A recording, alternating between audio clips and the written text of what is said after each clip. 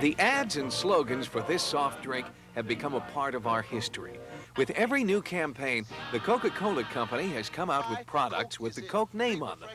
One man outside Worcester named Lee Leslie has been collecting these things for 15 years. We asked him how he got started.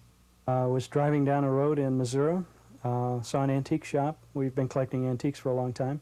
Went in, saw a Coke tray, and bought the Coke tray. And I think I hung it on the wall in the kitchen. And then I saw something else Coke sometime later, and that's basically how I got started. It's really a very costly, it can be, you can collect some of the newer things, and it can be an inexpensive hobby. But once you get into the old things, it becomes very expensive. It's not unusual at all to be spending, you know, $1,000, $2,000, $3,000 for a piece. And it could be anything. It could be a tray. Calendars are very popular right now. Calendars will run any place from probably $150 to into the thousands, a couple $1,000s. Bottles are very collectible, some of the earliest bottles. Toys right now are probably the biggest rage. Anything with Coca-Cola on it, cars, trucks. And of course I like toys. I've got a tremendous collection of toys, and miniatures is another area. Since collections take up a lot of room, I started collecting miniature Coke items, very small bottles, etc. I've got a whole showcase of miniatures. I collect cans and bottles from all over the world. I have friends that will send me. Just had a friend that went to Guatemala, and they brought back a Coke bottle from there.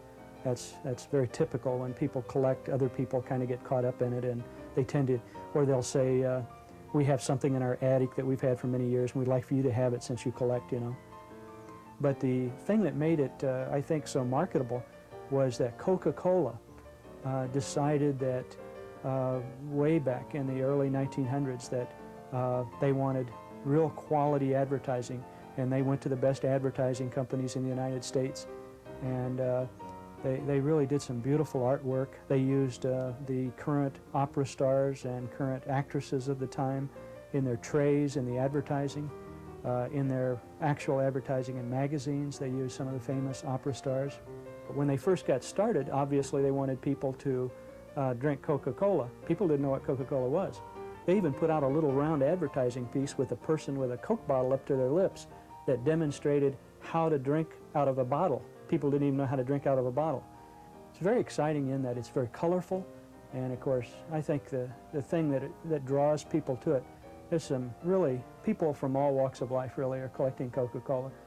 We have the flea markets in Brimfield, which is close to here, coming up. They have 3 Brimfields a year. I can't wait till Brimfield starts. I will be out there from sunup till sundown, and if I can find 1 or 2 pieces in a show, just 1 or 2, it was really worthwhile. You know. If you're ready to start collecting, you might start with the newest marketing gimmick, the talking Coke machine. Hi, I'm a talking Coca-Cola vending machine. You need to put in more money. Make your selection, please.